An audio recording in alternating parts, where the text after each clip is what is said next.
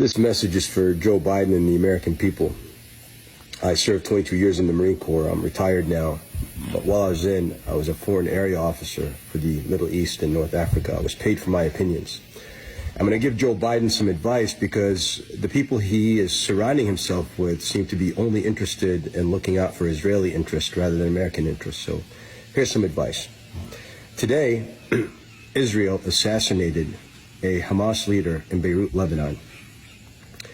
Now, they're at war with Hamas, and everybody understands that, but this assassination was in a different country. And they did that, Israel did that, to pull the United States into war. Israel cannot win the war against Hamas.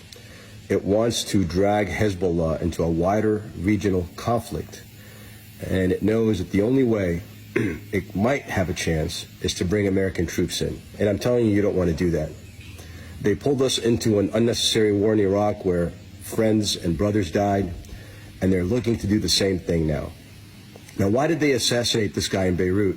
He wasn't that senior. I mean, Ismail Haniyeh is in Qatar.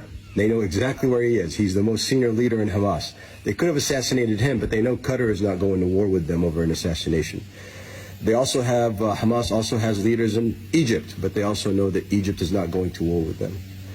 They assassinated this senior level official in Hamas, in Beirut, so that they can elicit a response from Hezbollah, which will turn the current attacks on Gaza into a wider regional conflict, which will draw the United States into this war.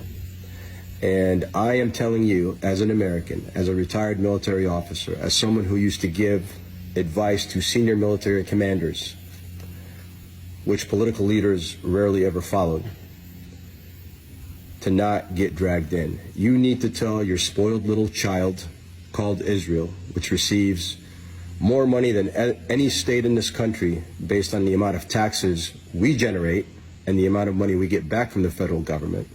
You need to tell your little spoiled child who cannot follow any rules or laws, who spies on us, who has killed Americans, who does whatever it wants, regardless of what you want, to stop this war and stop the stupidity.